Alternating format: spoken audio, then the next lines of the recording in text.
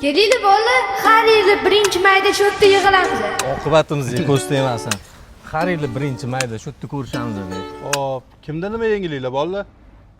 Men ko'proq pul topib, hayot lazzatini boshqa joydan qidiribman. Endi hozir o'sha muammolardan chiqib keta olmayman. Men tezlikka qiziqardim. Eng tez yuradigan mashinani oldim. Lekin tezlikni oxiri yaxshi emas ekan bolalar. Men sport bilan shug'ullanib, kuchimni noto'g'ri ishlatdim. Endi qotilman. Menda hammasi yaxshi bolalar. Oilaliman, farzandlarim bor. Biznesim joyida. Faqat sizlar yo'qsizlar bolalar.